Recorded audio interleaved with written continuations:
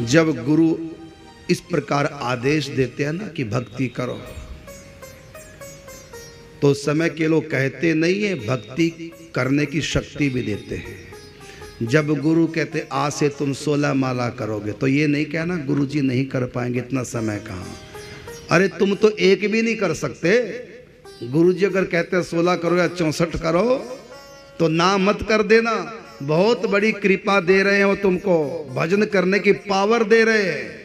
ना कर दी तो पावर वापिस चली जाएगी। गुरु जी ये भी कहें कि 64 माला आज से हर रोज करो, तो गलती से भी ना कर देना कि मैं नहीं कर सकती, मैं नहीं कर सकता, इतना हमारे पास समय कहाँ है, हम तो घर गृहस्थी वाले हैं। क्योंकि जब संत किसी को भजन का उपदेश करते हैं तो उस समय केवल उपदेश ही नहीं करते, जुबानी नहीं घिसाते, उस समय वो दिव्य संकल्प करते हैं, अपनी पावर को उसको दे देते हैं। यदि गुरु जी कहें कुएं में छलांग लगा दो, तो देर नहीं करना, क्योंकि नीचे ठाकुर जी संभालने वाले 4 हाथ वाले बैठे होंगे। संत ते हो ही ना कारज हानि। महापुरुषों से कभी किसी का बुरा नहीं हो सकता, जो भी वो कहें। एक बार तुलसीदास जी बैठे थे, एक व्यक्ति आए तुलसीदास जी के पास, भगवान कैसे मिलेंगे। तुलसीदास ने वैसे कह दिया मजाक में कि नीचे त्रिशूल गाड़ दो, त्रिशूल पड़ा था, त्रिशूल गाड़ दो, पेड़ के ऊपर चढ़ो, ऊपर से छलांग लगाओ, त्रिशूल के ऊपर मिल जाएंगे भगवान। ऐसी कह दिया मजाक में। कह के तुलसीदास जी चले गए। अब इसने त्रिशूल गाड़ा, पेड़ पे चढ़ गए और ठीक उसके ऊपर डाल से जो ही लगे कूदने, सोचा अरे कहीं मर ना जाऊं, भगवान तो क्या मिलेंगे, जो मिला मलाया सिर ये भी चला जाएगा। नीचे उतर गए। फिर सोचा नहीं, संत को झूठ थोड़ी बोलते हैं, संतों की बात टालनी नहीं चाहिए, बड़ा अच्छा मौका मिला है तो कूद पड़। फिर चढ़ गए ऊपर। फिर जो ही लगे कूदने, नीचे देखा 3 लंबे लंबे सूल। अरे बिंद जाएगा, मर जाएगा, भगवान नहीं मिलेंगे, क्या कर रहे हो। फिर उतर गए। फिर दोबारा से मन में आया नहीं, मौका नहीं चूकना चाहिए। इतने बड़े बड़े संत योगी भी तुलसीदास जी के चरणों में लौटते हैं, उनकी वाणी कभी मिथ्या नहीं हो सकती। और भगवान ने भी कहा, मोर वचन चाहे पड़ जाए फीका, संत वचन पत्थर की लीका। नहीं, मुझको राम जी मिल जाएंगे। फिर जो ही चढ़ने लगे, इतने में एक सज्जन आए। उसने कहा क्या हुआ, कभी चढ़ते हो कभी उतरते हो, आखिर क्या बात है। पूरी बात बता दी। बात यह है, उस सज्जन ने कहा हट पीछे, मैं चढ़ूंगा।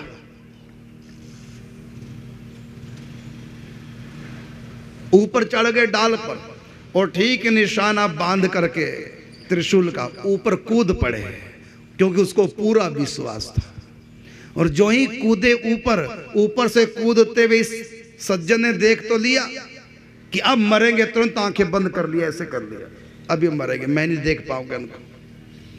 लेकिन गजब, जब देखा त्रिशूल को छू नहीं पाए, बल्कि राम जी प्रकट हैं, हाथों में संभाल लिया, त्रिशूल को छूने नहीं दिया। लेकिन इस सज्जन को त्रिशूल दिखाई दे रहा है, नया ये व्यक्ति कूदने वाला दिखाई दे रहा है, ऊपर लेटा हुआ जैसे, लेकिन भगवान राम नहीं दिखाई दे रहे हैं। हैरान कि त्रिशूल को छूने, उससे ऊपर लटके हो, ये चमत्कार कैसा। कब मुझको राम जी ने गोद उठाया हुआ, कहाँ राम जी नहीं दिखाई दिए। ये तो पता चल गया राम जी का चमत्कार तो है। देखो त्रिशूल के ऊपर कैसे लेटा हुआ है। विश्वास की बात, बिन विश्वास भगति नहीं, तेहि बिन द्रवहि न राम। राम कृपा बिन सपने हो, जीव न लह विश्राम। तो गुरु जो भी आज्ञा करते हैं वो हमारे भले के लिए करते हैं। संत बड़े परमार्थी, शीतल जिनके अंग, तपन बुझावे और की देकर अपना रंग। अपनी कृपा को दे करके ही वो कहते हैं कि भजन करो। माँ भी, या आप भंडारे में जब कहीं भी जाएं तो पहले आपके आगे पत्तल परसी जाएगी, भोजन बाद में आएगा, माने पात्र पहले दिया जाएगा, उसमें फिर कुछ डाला जाएगा। यदि संत ने कहा कि आज से 16 माला करो, 16 माला करना भजन करना एक भोजन है, और जो कृपा दी है, जो भजन करवाएगी वो थाली का काम, पत्तल का काम करेगी। बिना पात्र के भोजन नहीं होता, ऐसे बिना पात्र बने भजन भी नहीं होता। यदि संत ने कहा कि 16 माला करो, 64 माला करो, इसका मतलब तुमको पात्र पहले परसा, तुमको पात्र बनाया है। यदि तुमने ना कर दी, गए 12 के बाद, खत्म कहानी। अब कृपा लौट के नहीं आ गया, अब तुम एक माला भी नहीं कर पाओगे। एक व्यक्ति ने कहा हमसे कि महाराज आपने 32 माला का नियम दिया, 32 तो हो जाती है, उसके बाद नहीं हो पाती। हमने कहा कोशिश करो, मेरा नियम आप बढ़ा दो, फिर तो हो जाएंगे, ऐसे नहीं होगी। हमने कहा कोशिश करो, कई बार कोशिश करके देख चुकी हूं, 32 तक हो जाती, आगे होती नहीं। इसका मतलब जितनी कृपा प्रभु की तरफ से मिली है उतना ही व्यक्ति भजन कर सकता है। यदि तुम कहो कि हम भजन नहीं करते, इसका मतलब भगवान की कृपा नहीं हुई है, तो इसके लिए संतों के पास जाओ। ये बात सच है। ये जो भजन नहीं करता, जो भगवान की तरफ नहीं लगा, तो कृपा नहीं हुई है। और भगवान की कृपा क्या है जानते हो? भगवान की कृपा किसको कहते हैं? अब मोई भाव भरोस हनुमंता, बिन हरि कृपा मिले नहीं संता। तो भगवान की कृपा का नाम है संत। बिन सतसंग विवेक न होई, राम कृपा बिन सुलभ न सोई। गिरिजा संत समागम सब न लाभ कछुआन, लेकिन बिन हरि कृपा ना पावई। गावई वेद पुराण, बिना कृपा के संत नहीं। तो राम की कृपा किसको कहते हैं? संतों को। राम कृपा से संत मिले और संत कृपा से नाम। संत क्या है? ये राम की कृपा है। राम की कृपा घर में चाहते हो तो संतों को बुलाओ, नाम की कृपा अपने अंदर चाहते हो तो संतों की वाणी को अंदर बसाओ, उनके प्रति श्रद्धा प्रेम विश्वास जगाओ। देखो फिर कैसे भजन होगा। जैसे जिसके पांव नहीं है या चल नहीं पाता, 80-90 साल का हो गया, जो लैट्रिन बाथरूम तक नहीं जा सकता, वो पैदल वृंदावन जा सकता है? बोलो, नहीं जा सकता। जो शौचालय तक पैदल नहीं जा सकता, उसको उठा के ले जाना पड़ता, क्या वो वृंदावन पैदल जा सकता है? नहीं जा सकता। वृंदावन पैदल नहीं जा सकता, भले ना जा सके, लेकिन वो वृंदावन तो जा सकता है कि नहीं? बोलो, वृंदावन पैदल नहीं जा सकता, ये बात सच है, लेकिन वो वृंदावन तो जा सकता है कि नहीं? कोई उठाने वाला चाहिए, उठा के गाड़ी में बैठा दे, और कोई ड्राइवर मिल जाए और गाड़ी को हाँक ले जाए, चला जाएगा वृंदावन। जैसे अपाहिज व्यक्ति या अतिशय वृद्ध व्यक्ति अपने शक्ति से वृंदावन नहीं पहुंच सकता, लेकिन वो जिसके पास शक्ति है गाड़ी की, उसको उठाने की, संभालने की, उस शक्ति मान का यदि आश्रय ले ले, उसकी शरण में पहुंच जाए, तो उसकी पावर से वृंदावन तक जा सकता है। इसी प्रकार कोई भी साधक माया के उस पार नहीं जा सकता। अपाहिज है हर व्यक्ति इस मामले में, माया के उस पार नहीं। गो गोचर जहां लग मन जाई, सो सब माया जानो भाई।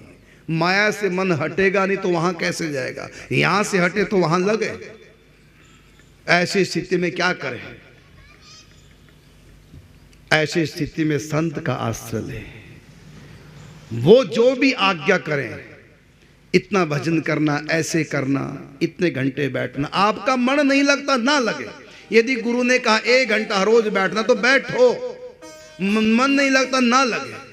फिर कभी साल 6 महीने बाद दोबारा गुरु जी से मिलो, फिर गुरु जी से कहो गुरु जी आपने 1 घंटा बैठने के लिए कहा था, ध्यान करने की कोशिश करते हो, ध्यान लगता नहीं, लेकिन मैंने 1 साल तक 1 दिन भी नागा नहीं किया, रोज आंख बंद करके बैठती हूँ। वही संसार मन में रहता है। इस बात से गुरु जी खुश हो जाएंगे कि देखो मेरी आज्ञा ज्यों का त्यों पालन की। इसके मन में इतनी शक्ति नहीं जो भगवान में लग जाए, लेकिन मेरी बात मान ली। फिर गुरुजी क्या करेंगे, भगवान से प्रार्थना करेंगे। प्रार्थना का मतलब शक्ति मांगेंगे। जैसे माँ बच्चे की डिमांड कैसे पूरी करती है, उसको तो कमाती नहीं है, वो तो घर में रहती है। तो बच्चे ने कुछ कहा, घड़ी चाहिए, मोबाइल चाहिए, तो वो माँ से ही मांगता है। पापा से तो डांट पड़ती है, माँ से मांगता है। तो माँ क्या करती है, पापा की जेब पे डाका डालेगी। पापा ऐसे देंगे, ठीक है, नहीं देंगे तो फिर दूसरा तरीका तो है ही माताओं के पास। सब्जी आई 50 रुपये की, बता दिया 100 रुपये की है, 100 रुपया, गोविंदाय नमो नमः। वॉशिंग मशीन में कपड़े डालते समय चेकिंग तो तुम करती हो जेबों की, अगर निकला है 150 रुपया तो शाम को पति को तो नहीं बताओगी। हाँ उन्होंने पूछ लिया है तो कह दोगे हाँ निकले थे 100 रुपये, और ऐसे कहते हो जैसे कि घाटा पड़ गया कंपनी को, ये तो देने पड़ेंगे। अगर नहीं पति ने पूछा